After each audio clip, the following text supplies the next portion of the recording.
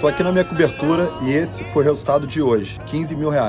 Eu fiz questão de ir ao banco e pegar em espécie só para vocês terem noção. Já vou te adiantar que eu não sei gravar vídeos e esse provavelmente já vai estar todo cortado. O que mais tem na internet é 7-1 programado para te enganar. Essa é a grande verdade. Gente que não tem resultado nenhum e quer vender milagres na internet. Nunca nem saíram do Brasil e moram debaixo do teto da mamãe. Eu posso ser um desses 7-1? Posso. Talvez eu até seja. Como é que vocês vão saber? Fale o seguinte, galera. Entre no meu Instagram. Europa é minha segunda casa. Vou todo ano para Grécia, Paris, Tailândia, Estados Unidos e sempre muito bem acompanhado. Meus amigos, não tenho carro, não gosto de dirigir, tenho apenas jatos e helicópteros. Meu nome é Diego Aguiar e há anos todos querem saber o que eu faço. Imploram para andar, trabalhar comigo e ter a minha vida. Eu tenho uma boa notícia. Agora você também pode. Sou amigo de famosos no mundo todo. Whindersson, Orochi, Ludmilla, Anitta, Post Malone, Taiga, Dennis DJ. Então vamos lá, vou revelar o meu segredo. Trabalho com o mercado financeiro há mais de 10 anos e já estou aposentado há mais de 5. Faz o seguinte, meu amigo, se você acha que isso tudo é uma grande mentira, sai do meu site agora, faz esse favor pra mim. É o seguinte, eu vi muito safado 7-1 vendendo cursos ridículos na internet e eu nunca vendi nenhum curso de nada. Eu ganho dinheiro do mercado e não vendendo cursos. Estou aqui hoje para mudar tudo isso. Vou te entregar conteúdo de qualidade e não vou estar ganhando nada com isso. Presta muita atenção como tudo isso vai funcionar. Meus traders fazem operações no mercado de opções. Sempre que eles forem fazer uma operação, eles vão mandar para vocês copiarem apenas clicando em um botão. Resumindo, você vai ter o resultado de um profissional mesmo sem entender nada. Eu sou multimilionário e copio todos esses sinais. E como você vai saber se isso funciona, se é verdade ou não? Muito fácil, basta comprar agora, o preço é ridículo. Como eu disse, eu não ganho nada, o dinheiro vai todo para minha equipe. E se você não gostar, não tem problema. Pede o dinheiro de volta que eu devolvo na mesma hora. Já me alonguei muito, então clica no botão agora. Caso ele esteja funcionando, significa que ainda tem vaga. Se não estiver funcionando, me manda uma mensagem no Instagram. Lembrando sempre, a prioridade são minhas amiguinhas. Te vejo no meu curso ou nas melhores festas do mundo. Principalmente em cima do treinador. Acho que o Crespo foi feliz, né, Sereto, na frase de que se faltou futebol em algum momento, tanto para o Corinthians quanto para o São Paulo, sobrou luta, disposição, os times brigaram, teve de tudo no Clássico. Agora, olhando pela ótica do Corinthians, o Mancini fala que viu um time altamente competitivo. É por aí? Qual foi a mudança, qual foi a resposta que esse time deu em campo? Primeiro dizer que clássico às 10h15 da noite do domingo é dose para leão, hein? Sessão coruja, de fato, é dose para leão. Mas isso à parte, faltou futebol para as duas equipes ontem. Teve muita transpiração, teve muita entrega, teve muita marcação, teve muita bola dividida, teve pouco futebol. E teve esse golaço do Luan. Foi um golaço do Luan. O Luan foi o melhor jogador. Tá aí o Luan, hein? Foi o melhor jogador do Corinthians, o Luan conseguiu uma reação, tá dando a resposta em campo. O Miranda foi o melhor jogador do São Paulo, embora o Corinthians tenha bobeado demais no gol do São Paulo, né? No primeiro gol do São Paulo, mas não só pelo gol, o Miranda fez uma atuação muito boa ali na zaga. O Corinthians se mostrou, e não poderia ser diferente, desentrosado nesse esquema de 3 zagueiros, né? Porque eu não lembro do Corinthians ter jogado assim na história recente.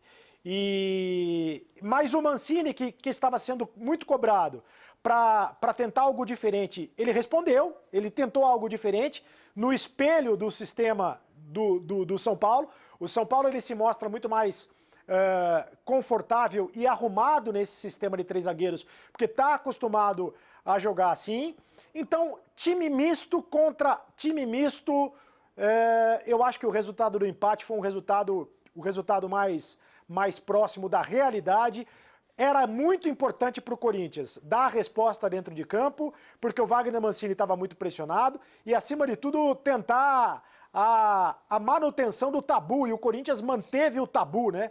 São agora 10 vitórias e 4 empates. O São Paulo jamais venceu o Corinthians em Itaquera. E para o São Paulo, o jogo valia muito pouco, a não ser tentar aí a sequência eram 8 vitórias antes do Clássico. Exato. E tentar quebrar o tabu. o que não conseguiu o São Paulo do Hernan Crespo, mas é bom lembrar que o São Paulo não tinha o Daniel Alves e o Reinaldo, que hoje representam metade do time do São Paulo. É o São Paulo de olho no Racing, que pega no meio da semana pela Libertadores. O Corinthians também tem compromisso na Sul-Americana contra o Huancayo do Peru. E aí, Lofredo, a gente, muito tempo durante a última semana, a gente falava da questão do Corinthians precisar dar uma resposta. E com alguns nomes novos, né? O caso do Raul na zaga.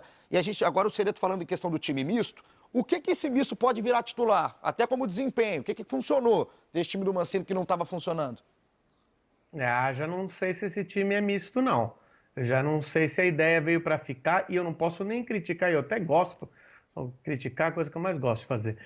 Mas, enfim, eu até falei que uma das opções seria com 3 zagueiros. Podia ser com 3 zagueiros, podia ser com 3 volantes. O que o Mancini precisava era mudar a maneira de jogar do Corinthians, porque aquela maneira não estava dando resultados. E as peças que ele tem nesse elenco, as melhores peças, principalmente as jovens, são defensivas. E aí ele colocou o João Vitor, que eu acho que foi um pouco irregular no jogo, faz um pênalti bobo no final. O Raul, que mais uma vez foi bem, né? E tem a ideia de colocar o Ramiro, trazer o Ramiro de novo para o time, até para que ele forme uma dupla no lado direito com o Fagner. Eu acho que isso facilitou o trabalho do Luan também. Então, sinceramente, eu acho que o time pode ser construído a partir desta ideia. Se vão permanecer exatamente esses jogadores, eu não sei, até porque o Corinthians troca de jogadores de uma maneira assim, muito surpreendente. Veja que o Léo Natel, por exemplo, era titular do time e ontem não ficou nem no banco, por opção do técnico. Então as coisas são meio malucas.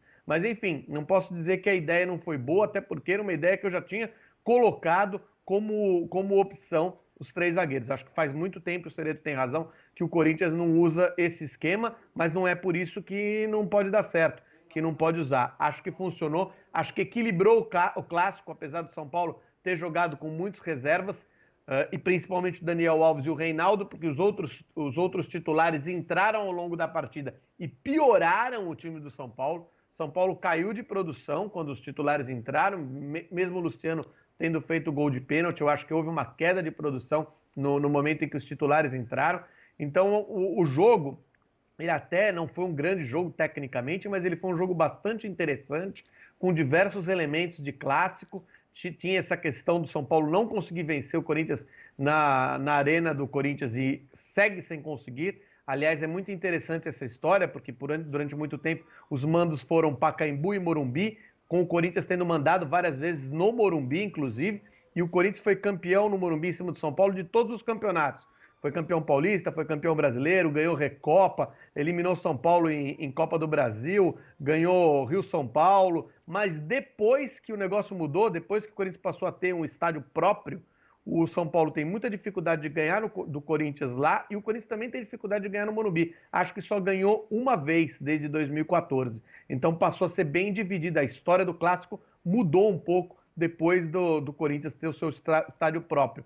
Mudou um pouquinho melhor para o São Paulo quando joga em casa, se sente em casa mesmo. Muitas vezes o São Paulo jogava em casa contra o Corinthians, mas a torcida do Corinthians dominava o estádio, mas se sente muito desconfortável quando vai enfrentar o Corinthians fora de casa, mesmo sem torcida. Você foi falar de destaque, Cereto, e aí a gente falou do Luan, do caso do Corinthians, inclusive com um golaço do Luan, tem que ser justo, o Luan tá melhorando, pelo que ele já se apresentou no Corinthians, tá evoluindo. Eu queria começar do São Paulo, você citou o Miranda. A gente fala muito sobre a maldição da China, né? Quando os caras vêm num ritmo às vezes mais lento. Te surpreende, eu não falo nem da questão técnica, que a gente conhece o Miranda, mas da parte física do Miranda, te surpreende, Ceredo? Eu acho que já deu tempo para ele entrar num condicionamento físico razoável, né? Ele ficou de fora dos primeiros jogos do Campeonato Paulista, dos primeiros jogos da Libertadores, e principalmente jogando nesse sistema de 3 zagueiros. O Miranda é especialista jogando na sobra, e o São Paulo, além da técnica do Miranda, porque ele é um zagueiro muito técnico, o São Paulo ganha nessa bola pelo alto. Tudo bem que especificamente nesse lance houve um erro na marcação do Miranda. O Miranda estava absolutamente sozinho. O Corinthians com 3 zagueiros, ele não teve um zagueiro para subir com o Miranda, né? Não pode. Quer dizer, foi um gol que o Corinthians, em condições normais, e não tomaria esse gol. mas talvez também pode se colocar na conta do desentrosamento, porque quando você tem 3 zagueiros, de repente um zagueiro deixa para o outro e quando você viu, o Miranda já está lá fazendo o gol de cabeça. Mas houve uma falha de posicionamento, alguém tinha que estar marcando o Miranda e não fez. Seja numa marcação mista por zona individual, seja lá o que for isso, mas enfim, alguém tinha que estar marcando o Miranda. Agora, o São Paulo ganha demais em liderança, em experiência, em qualidade técnica e ganha nessa bola por cima. O São Paulo tem 2 zagueiros muito altos e muito fortes, né? O Miranda e o Arboleda. O Miranda foi contratado para ser zagueiro titular do São Paulo por tudo que ele representa e vai ser zagueiro titular do São Paulo. Luan, Lofredo, a gente falou do destaque do Corinthians, do destaque do São Paulo, que foi o Miranda. Agora, do lado do Corinthians, nessa evolução do Luan, qual o degrau que ele tá? Subiu mais um no Clássico? Subiu mais um, sem dúvida. Pelo gol que fez, iniciou a jogada do segundo gol também, eu acho que a gente tem que lembrar disso. Não dá para que ele participe do jogo, ou seja, dá, né? O ideal seria isso, que ele participe os 90 minutos com muita intensidade, eu não sei se ele vai conseguir atingir.